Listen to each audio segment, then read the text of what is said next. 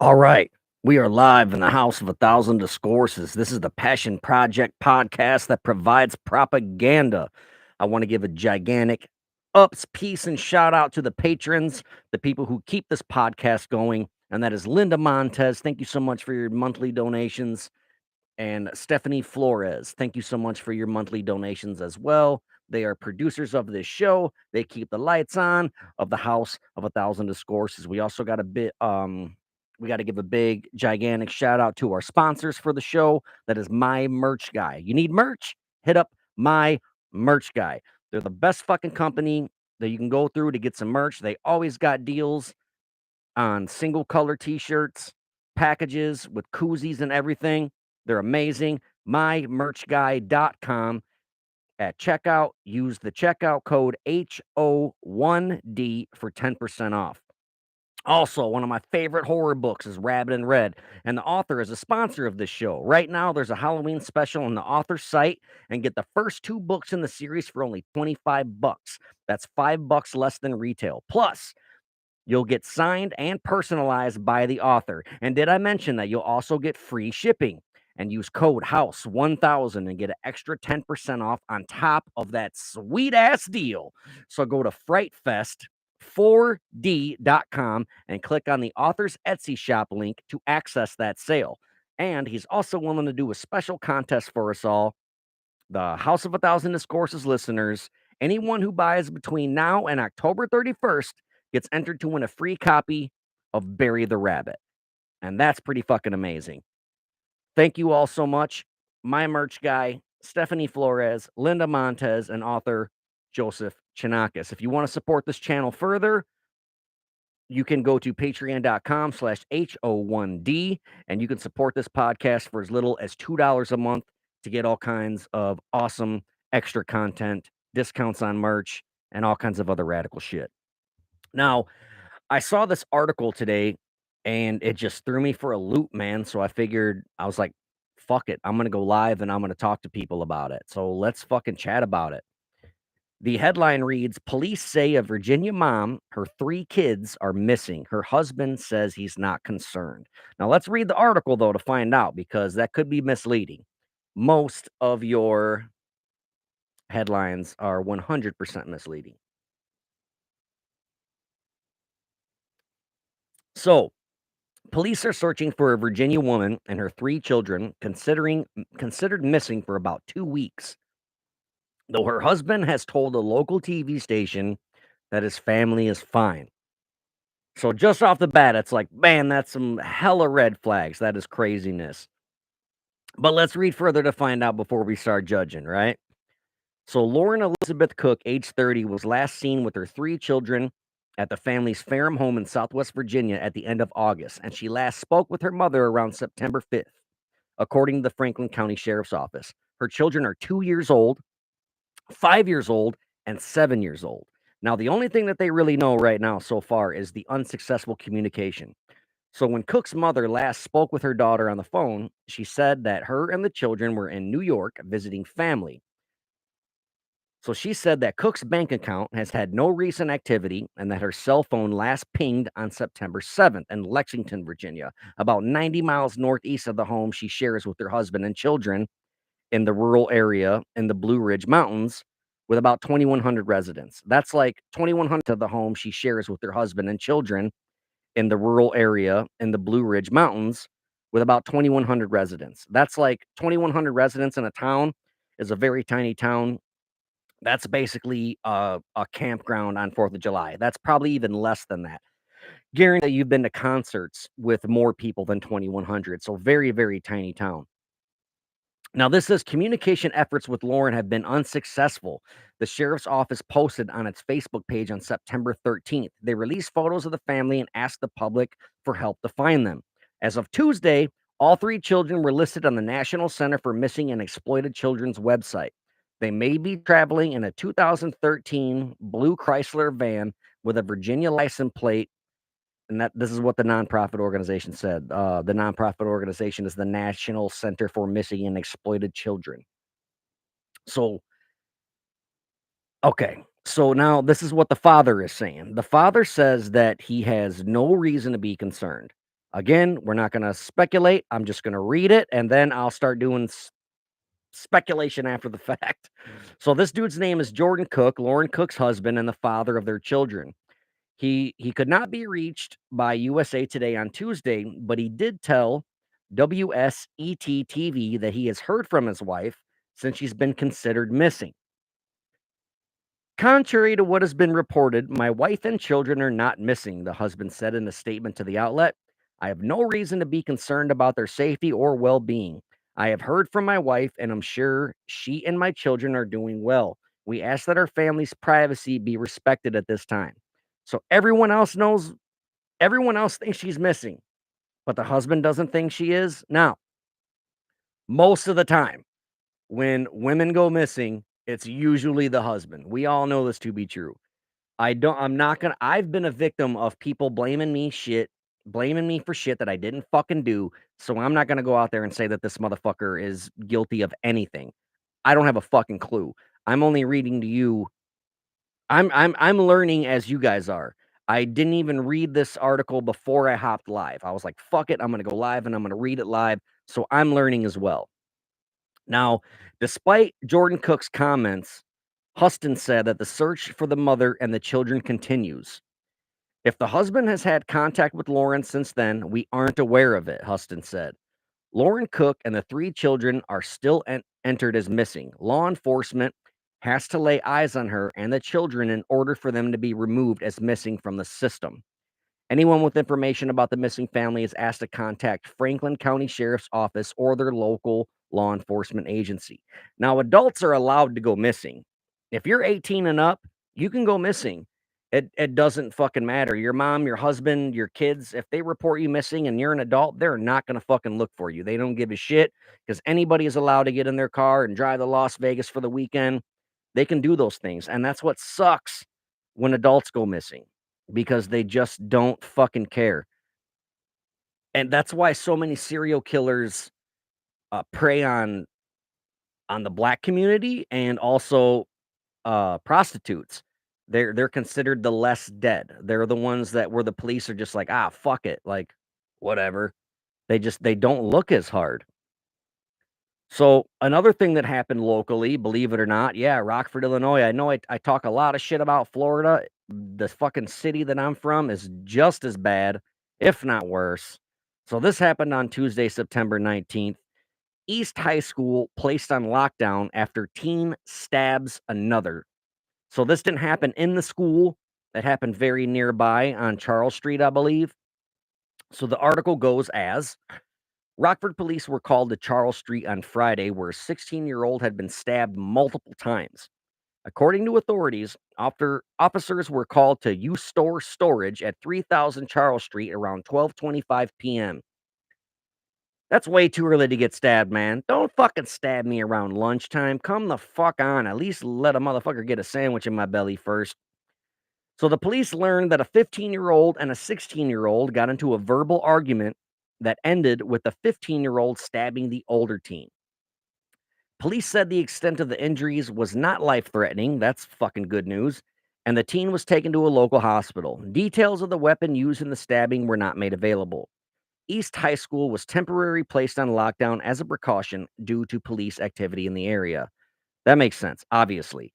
And I know that Charles Street is constantly getting worked on, especially right now. And then I don't know how it is now because I haven't traveled down that road. The only time I go down Charles Street is when I go to Culture Shock to buy some vinyls and shit. They're not a sponsor of the show, but I'm going to give them a big fucking shout out anyway. If you're from Rockford, Illinois, and you want some vinyl records and shit, go to Culture Shock. They're badass. So police said no charges have been filed at this time. That's weird to me that, well, okay, at this time. So charges will probably be filed. But I hate to say this, but I kind of get it. Like, I don't know the fucking story, but obviously the kid that stabbed the other kid was younger. So he might have been smaller. He might have been getting fucked with forever. And he's like, fuck it. On his way walking home, he carried a blade for protection. Here we go, fucking, guessing and shit. But that's in just speaking from my experience as a kid, I got fucked with a lot. And I would walk home with weapons, man, because I got jumped a lot, or at least people would try to jump me and I would draw, be like, fuck you, not a gun or anything. but I'd be like, "Fuck off," like, "Let's go," terrified to death, but so it makes me wonder if that is part of the situation that happened. I mean, clearly we don't know until they give us more information, but yeah, it's fucking scary, man, that this shit fucking happens all the goddamn time. The school thing terrifies me because I got little kids that go to school, and it just fucking terrifies me. But what the hell is going on, Harlot Oscara? Thank you so much for joining. I haven't seen you here in a while. Um, I'm just gonna fucking talk about some crazy news that I found interesting recently.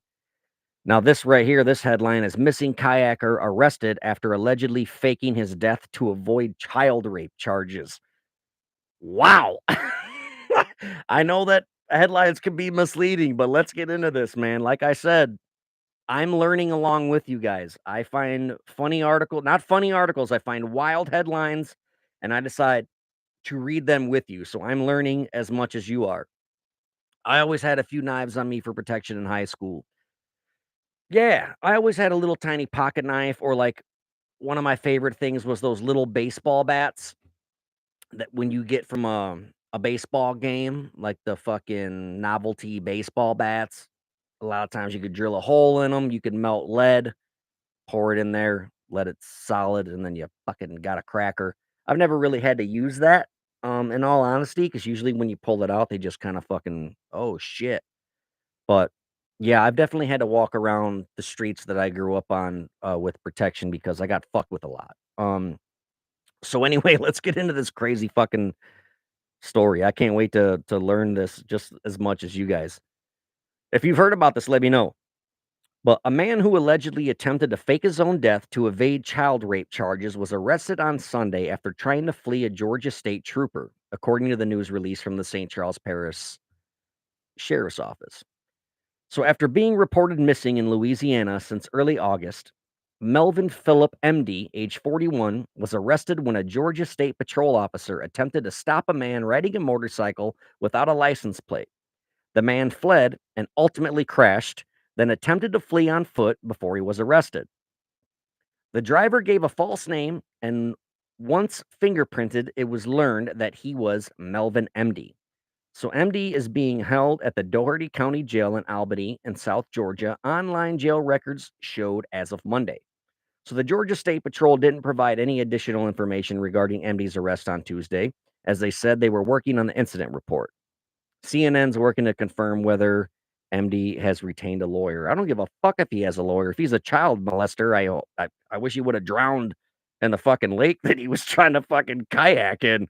But I guess that's not fair either. Everybody gets their day in court, whatever. But it's like, man, sometimes, like we all say, we want to fucking like, first of all, zero tolerance for child molestation, zero motherfucking tolerance. But it's like it's hard. It's like, do we say kill him or do we throw him in prison and let the fucking tough guys deal with them? My personal opinion is if you're convicted and you're proven to be a child molester, I would love them to be like surgically castrated, like professionally, like let's not let them fucking die, but then let's put them in a sand pit on pay-per-view with some weapons and let them fight to the death on pay-per-view. People fucking spend lots of money on WWF, WWE, and UFC and shit. I would love to see two pedophiles go at it in a fucking sand pit with some swords. And then if it gets boring, fuck it. Release the bear. Let the bear go in there. I'd spend a fucking $100 or more a month to see that shit. Fuck them. But that's neither here nor there. Let's move on. So this dude has been reported missing on August 7th by his son after allegedly going overboard and drowning during a kayak trip in the Mississippi River. The parish sheriffs, that's hard to say, parish sheriff. Say that 3 times fast. Parish sheriff. All right. So the parish sheriff's office initially searched for the man with officers, a cadaver dog, and a drone. The following day, detectives learned MD had pending charges of indecent liberties with a child and statutory rape of a child in Brunswick County, North Carolina. So statutory rape. How old is this fucking guy? In his 40s? He let's fucking look at his picture here. He looks like a fucking I don't know, whatever. Fuck him. You could basically put a picture of anybody, and then if you put, like, he was charged with this, you're like, "Yeah, that motherfucker did that shit." He's 41. So statutory rape, correct me if I'm wrong, but I think statutory rape is when you have sex with the kid, but, like, you don't forcefully rape them. But still, it's like, that's clearly child molestation, and it's fucking fuck you. You gotta go. You gotta fucking go, man. Put him in the pit. Put him in the fucking sand pit. Let him fight to death. So, let's find out what else has fucking happened here with this fucking clown. Fuck this scumbag piece of shit. CNN has contacted Brunswick County Court to get more information on the charges against this dude, but they have not yet heard back. This motherfucker has a court appearance scheduled for October 3rd, and the sheriff, Greg Champagne, says, quote, "We immediately became quite suspicious that this may have been a faked accidental drowning and death in order for Mr. MD to escape charges in Brunswick County, North Carolina. However, we could not publicly expose our suspicions for fear of tipping him off." That makes sense. Yeah, absolutely. A lot of thing that killers do too is they'll keep the details, and the police are smart for doing this too. Like, they'll, like, be like a fucking footprint size fucking 10, but it's really an 11 or a 10 and a half or something, or they leave certain details out. So then when people do false confessions, because a lot of people, for some fucking reason, I don't know why, but a lot of people do false confessions. I've never understood that. But when people do that, and, like, they're like, "Yeah," they read all the shit in the news article, it's like, "We lied in the news article, motherfucker. It wasn't a size 10, it was actually a size 11," or whatever. They do that a lot.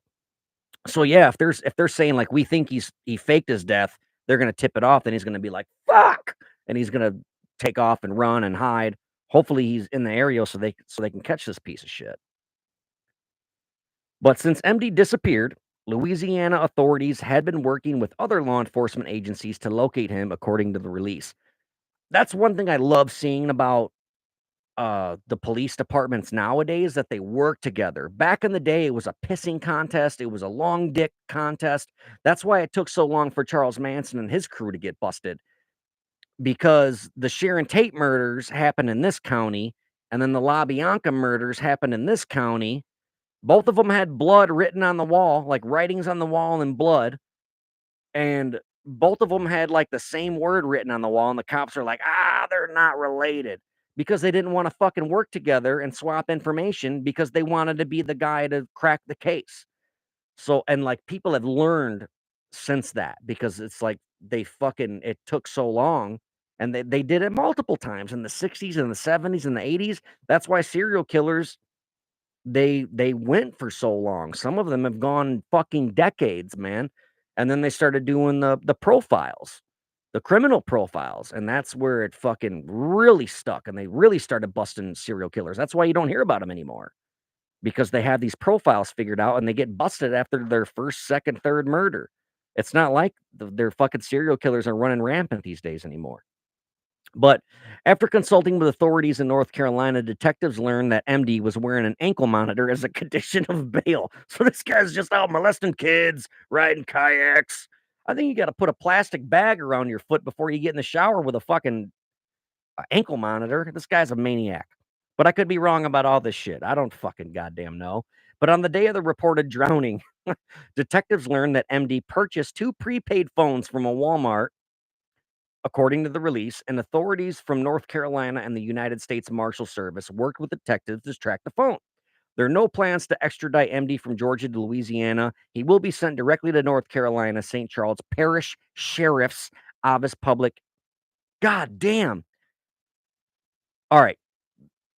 Somebody type this. I want to see how fast you can type this, because that's hard as fuck to say. So just for fun, let's do it. Comment below: Parish Sheriff's Office Public Information Officer. Do that. Let's go. Parish Sheriff's Office Public Information Officer. Dee, dee, dee, dee, dee, dee, dee, dee. Type that motherfucker in. That's so hard to say. But now it's time for Mr. MD. Fuck him. He doesn't deserve a fucking mister. Fuck this guy. I love that his last name's MB, because he fucking deserves a hot ember shoved in his ass. But now it's time for Mr. MD to face the music for his charges in North Carolina. God damn it, I'm not even gonna try to say this dude's last name, but this motherfucker said that currently there are no charges filed against MD stemming from his allegedly trying to fake his own death. It is an active investigation. So they do know for a fact that he molested some kids and shit, and he fucking took off. They caught his ass, but they don't know that if he fucking faked his own death. Parish Sheriff's Office Public Information Officer Harlot Oscara for the fucking win. Let's see. Let me know if the applause button that I just hit worked. Please let me know if that worked because it works on my other podcast, but I don't know if it worked for this one. But we're at 20 minutes now. I'd like to keep them to like 30 minutes because this is still very brand new and it's super awkward for me to read without a co-host and also without like the chit chat back and forth. I love when people comment and talk because then I have somebody to banter with and just somebody to bounce jokes off of and things like that. So it did work, but it was kind of quiet. Okay, so let's try this. Let's turn it up. How does it work now? So we had to do the awkward one because now I feel awkward that my shit didn't work. So how did that work? Was that loud?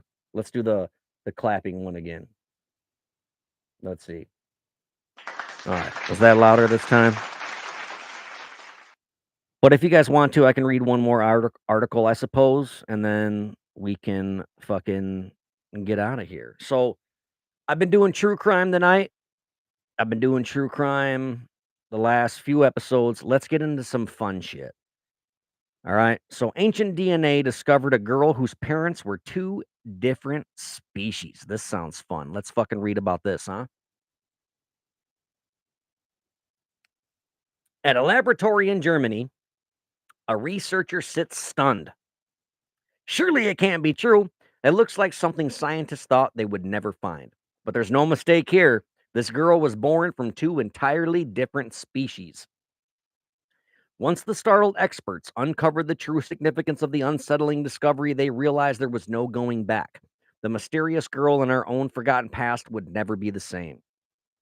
Scientists have long suspected that there was interbreeding between ancient humans. The chances of uncovering proof of this? Slim at best. Or so the experts thought.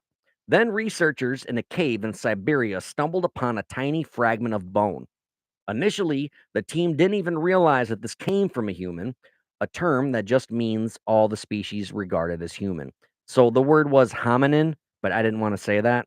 But the team didn't even realize that this came from a hominin. I didn't know what it meant, so that's why I just didn't wanna say it. Yeah, that's better. It was hard to tell with the bird squawk sound you played first. Yeah, so now I understand that I got a music button here and a mic button here, so now I know that I can play all the fucking sound effects and fun stuff. So but soon an incredible story began to unfold. Thank you so much for the feedback, obviously, Harlot, because I asked and you gave me feedback, and I truly fucking appreciate that. Thank you for watching also. I really appreciate you. Although the bone languished in obscurity for years, one intrepid researcher eventually found it and began to expect it.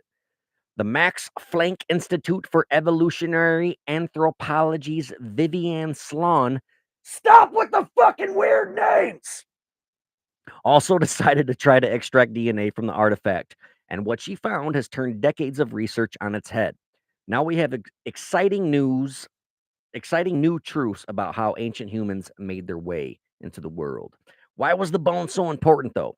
Well, we know that a number of different species walked the earth before, even alongside modern humans. This particular discovery marked the first time that a direct hybrid had been unearthed. However, it was history in the making, and so it's no wonder that researchers reacted to the news with delight. So the prehistory life that they're talking about here, there's an incredible tale behind this fragment of bone, a story all about the human race. Today, all people belong to the same species, Homo sapiens, which first emerged approximately 200,000 to 300,000 years ago. But as prehistory buffs know, that hasn't always been the case. So the earliest known human ancestors were actually oh god damn it, I got to read this. Australopithecines. These were a number of different species that were capable of both climbing and walking on two legs. According to research, these distant relatives of Homo sapiens first emerged in Africa more than 4 million years ago. And of course, they would have looked very different from how we appear today. So this is how the Homo sapiens begins. Now, scientists believe the various species of Homo began to emerge. At first, they evolved longer legs that were better suited to running and walking. Then their brains began to grow, and these adaptations may have signaled a change in behavior. And these early humans began to hunt and take on a more carnivorous diet. Then, about 700,000 years ago, the species known as Homo heidelbergensis emerged in Africa and Eurasia. And experts have suggested that these hominins were much more like modern people in their appearance, laying the groundwork for how their descendants would evolve. They acted pretty differently from their predecessors, also.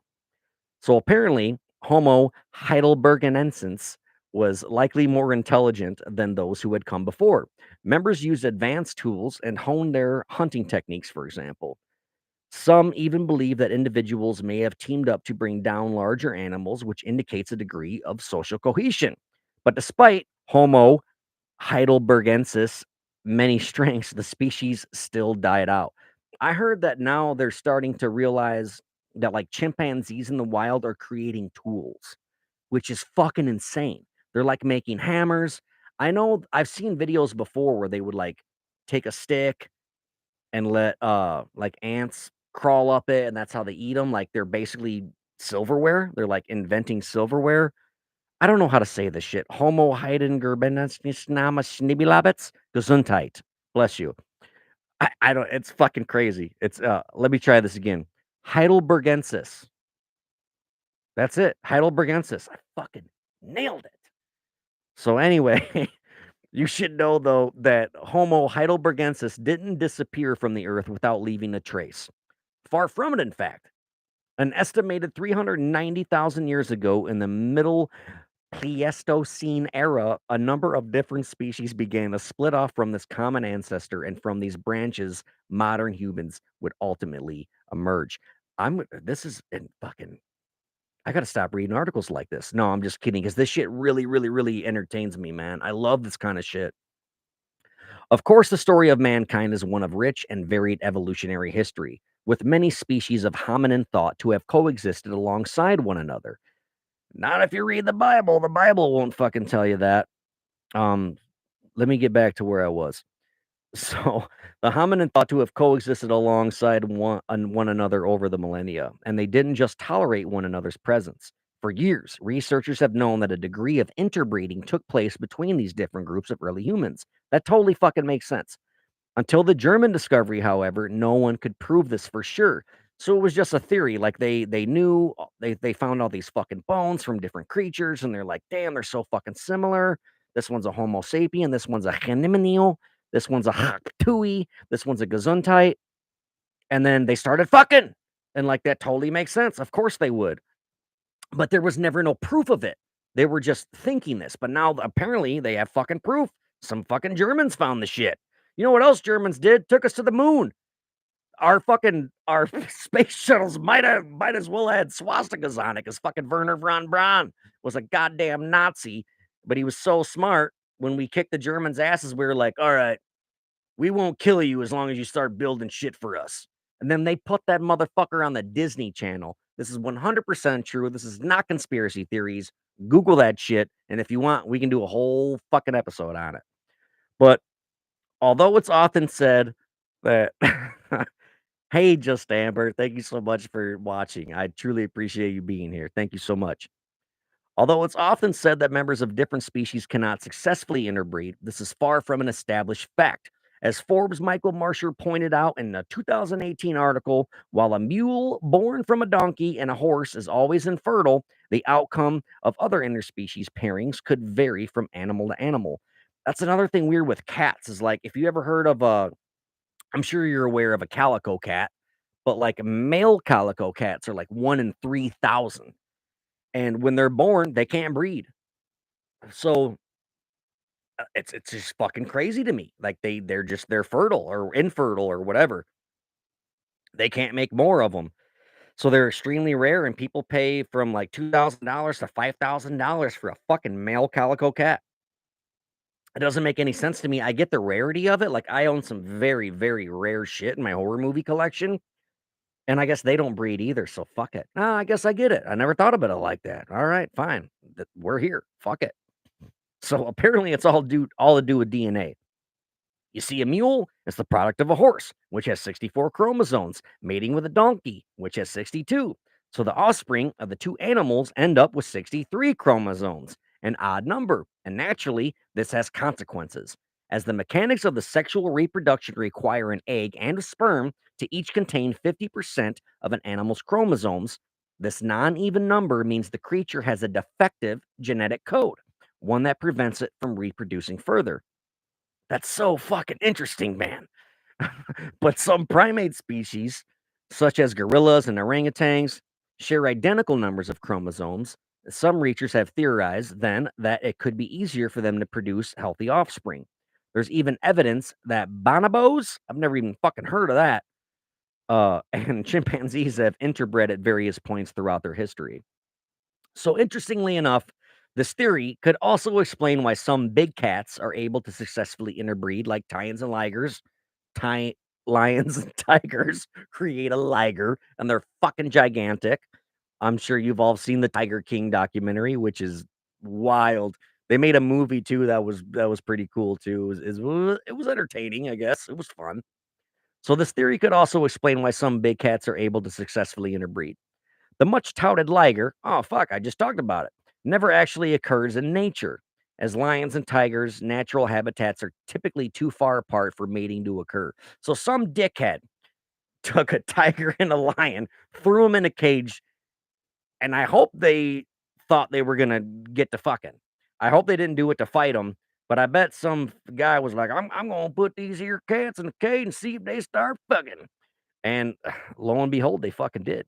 But several zoos around the world now house examples of this large creature, which as an adult is usually bigger than either of its parents. Ligers can also go on to produce their own offspring. Man, that's fucking crazy.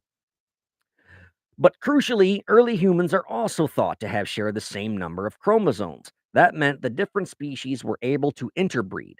Experts believe that Homo sapiens began mating with Homo neanderthal not long after migrating from Africa and spreading out around the world.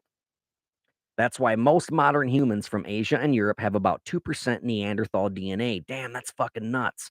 Perhaps you notice this is in your own genetic test, but Homo sapiens wasn't just coupling with Homo neanderthal. Apparently, members of the species also mated with those from another branch of the human family tree. They're known as the Decentivans.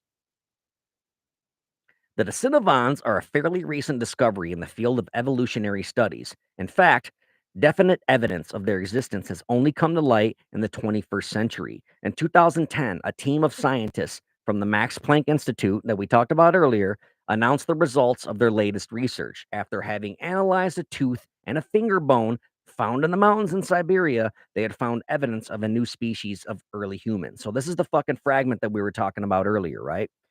So they were pleased with their monumental breakthrough, obviously. The researchers dubbed the species Denisova in honor of the cave in which the specimens were found. Fucking pop ups. Oh no.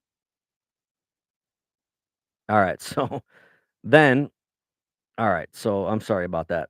So they named him Denisova in honor of the cave in which the specimens were found. But aside from what could be interpreted from DNA, little was known about this human ancestor. Then, in 2012, research at the same site in Siberia turned up another small fragment of bone. That's fucking awesome. So at first, the researchers lumped the unremarkable fragment in with the countless animal fossils that were also retrieved from the cave. And it wasn't until years later, when the University of Oxford Samantha Brown took a closer look, that its true nature was revealed. They were tasked with cataloging the artifacts, and Brown analyzed the proteins inside the bone and realized that it had come from an ancient human. That's so fucking bizarre, man. But after that, the bone passed to Slan, a paleontologist. No, actually, a paleogeneticist.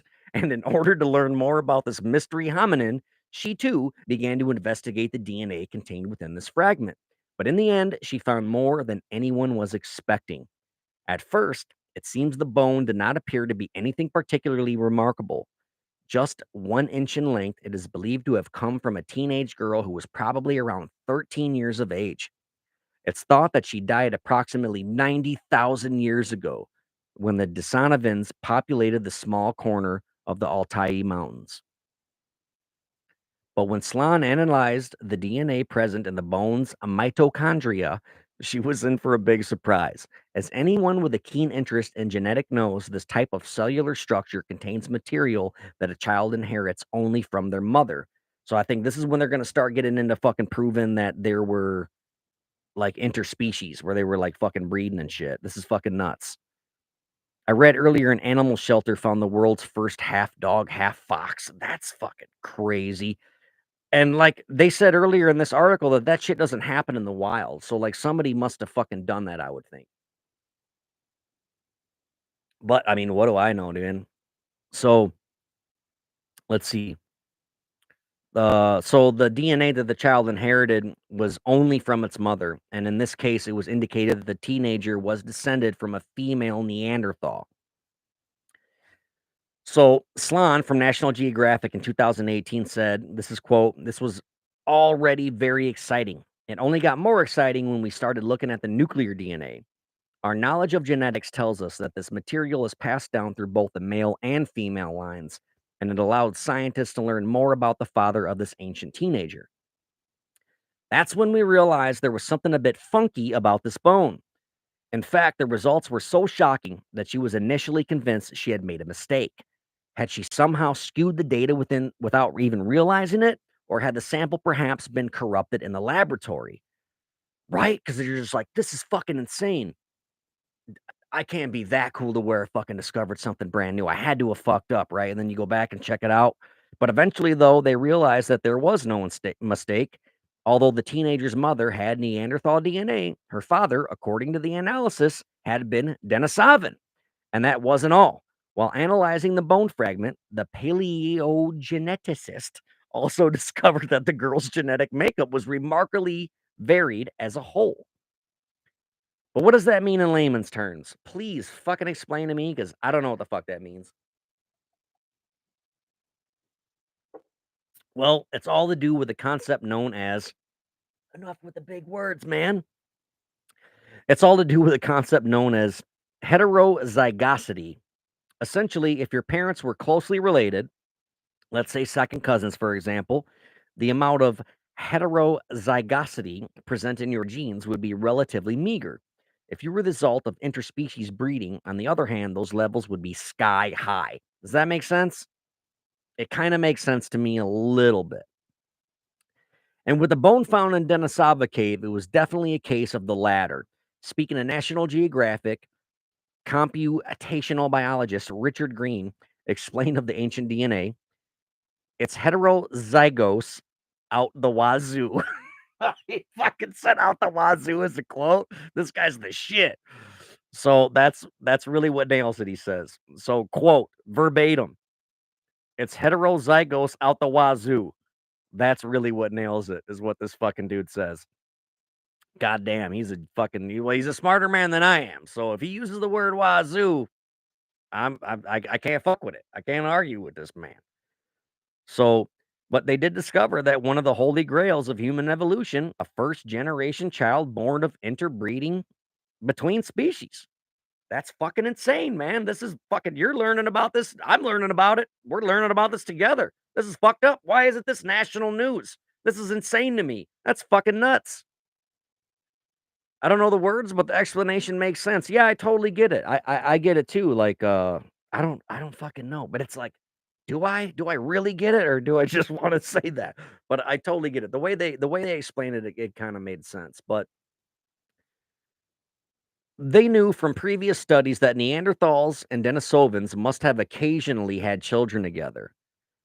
So I think what they're saying is like the Homo sapiens, the Denisovans were like kind of breeding a little bit, but nothing like crazy strong.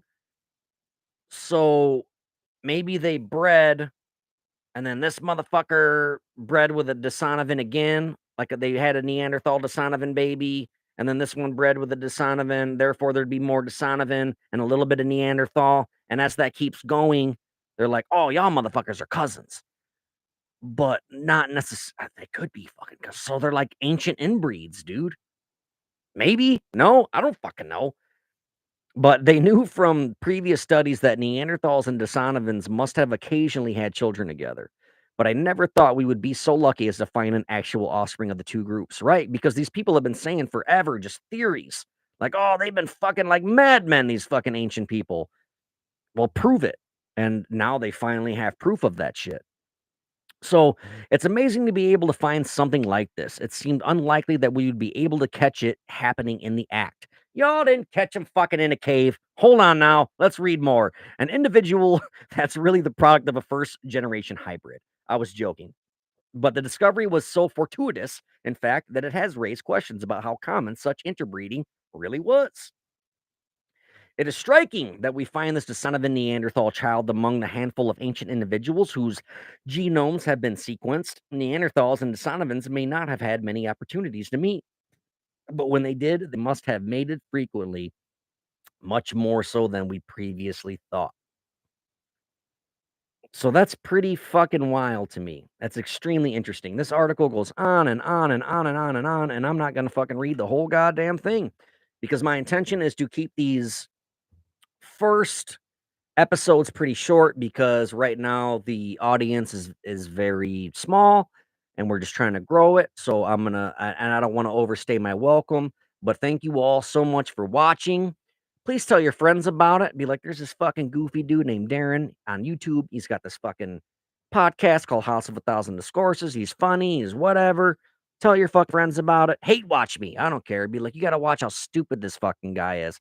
Do that too. It all helps, right? A view's a view. I appreciate it all. And if you want to support this channel, you can do that by supporting our sponsors, which is My Merch Guy. You can get 10% off all your merch at mymerchguy.com. There's a really radical horror novel author named Joseph Chianakas. I reached out to him because he's one of my favorite authors. And I'm like, dude, I'm doing this podcast. We provide a discount code for some of the listeners. And he's like, fuck yeah, let's do it. So if you go to Frightfest 4 letter D, Frightfest4D.com. He's going to bundle a bunch of books for you. He said he will autograph them for you. He said he will ship them to you for free and he'll give you a 10% discount. And he said if you order between now and Halloween, you'll be entered in the contest to win some other cool shit by him. And if you really super duper extra want to support the channel, you can go to patreon.com/HO1D. So the number one, patreon.com/HO1D. You can contribute as little as $2 a month. You're not even gonna miss it. It's $2 fucking dollars a month. You won't even know that it's gone when the fucking bank hits you with it, the $2, you won't even fucking recognize it.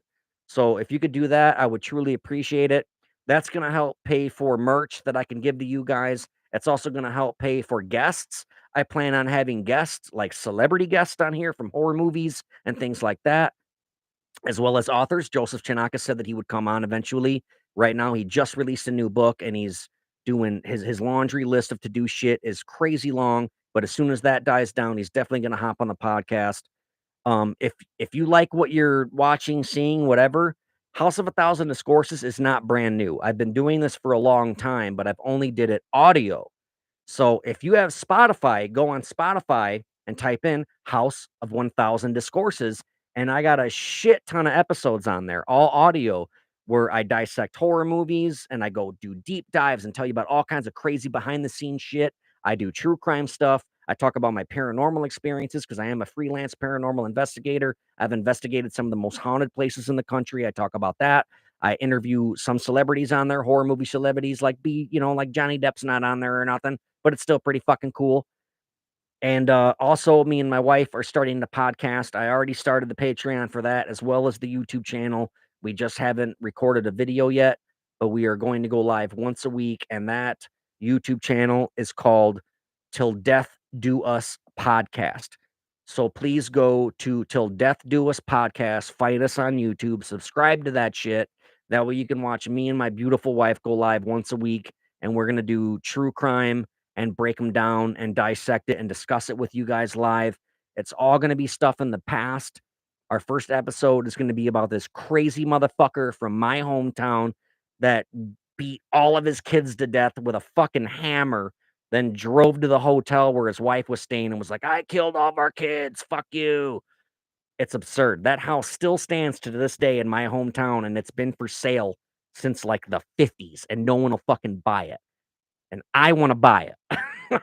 I wanna buy that fucking house so I can start a bed and breakfast, like a paranormal investigative bed and breakfast, so people can come and fucking spend the night and do investigations and all that. Thank you so much, Just Amber, for the Till Death Do Us podcast. I'm extremely proud of that name, and I think it's clever, and I'm actually shocked that it hasn't been taken yet. So we did that. We started it. That is also on Patreon if you want to contribute to that as well. For as little as $2 a month, you can do that. And look me up on Facebook, Darren Duncan, DARIN DUNKIN. Friend me. I'll be your friend on Facebook. There is a Facebook group for all of the podcasts. I run it's kinda like a record label for podcasts, it's called Don't Blame Us Network. So just search for Facebook groups, Don't Blame Us Podcast, I think, and then you can join the group, and we post in there all the time. It's all like-minded people that love horror movies, true crime, all that bullshit. Nobody is mean because I run the motherfucker, and if somebody's a dick, I kick them right the fuck out. So for like-minded people, if you wanna hang out, please look me up on Facebook, and let's fucking do it. Yes, dead and breakfast. I wanted to call it a death bed and breakfast, is what I wanted to do. It's a genius idea, I think, and I would love to do it. Yeah, death I would probably call it death bed and breakfast. But yeah, the dude's name is, I can't even think of the name, and I don't even wanna tell you, honestly, because I don't want you to Google it and then get all the spoilers and shit. I'd much rather have you learn about it from me. So I think we're gonna get out of here right now. We're at like 46 minutes long. Thank you guys so much. I honestly did not believe anybody would watch. This is still very brand new. And when people don't watch, I just talk anyway. But seeing you guys here in the comments section really fucking truly melts my heart. Thank you. Thank you so much for this. It's much more fun when you guys are here. Our little scare is asking, are you guys gonna do any more of the Don't Blame Us podcast? You guys said next week, that never came back. We do that all the time. Next week, and it never fucking happens. There was a time when I had this crazy job where I worked all the time. We never went live. And now Audie, he's a military police officer, so that guy's work schedule is insane. But I talked to him on the phone today, and I'm like, "Are you done with Don't Blame Us?" And he's like, "Fuck no." And we decided that Friday nights they just don't work for him. We're gonna start doing Saturday nights. So yes, Don't Blame Us podcast will 100% be back. And if you're not familiar with that, fucking find that on YouTube, follow that, subscribe to that. Please tell your friends. That's how all this shit fucking spreads. Share it on your Facebooks. Take this fucking link, hit fucking share, hit copy link, put it on your Facebook wall. Um, and even if you don't want to donate the $2 a month, you could still go to patreon.com/HO1D and still get tons of information and shit. So you can just do that for the fuck of it. And then again, what I really highly suggest is joining the Facebook group. Look up Don't Blame Us podcast on Facebook. Join the fucking group. I'll let you join. It's a super fun place. We all just talk about our favorite horror movies and we share our collections. It's just a fucking cool place, man. It's no one's a dick. Such a fucking cool Facebook place to be, man. We're all friends. We all know each other. It's great. Just try it out. If you don't like it, leave. You know what I mean? No hard feelings, man. That's all. So, yeah, again, thank you all so much. I'm gonna get out of here. I gotta work really early tomorrow, so I should probably go to bed soon. I should probably let my puppies out to go pee. I just got 2 new puppies. They're awesome. One of them's deaf. Her name is Silence. I named her that because she's deaf and also because the killer in the Ice Nine Kills music videos, his name is Silence. If you're not familiar with Ice Nine Kills, go check out that band. All their songs are based on horror movies. I fucking love that band. And then the other puppy I got, her name is Sydney, after Sydney Prescott,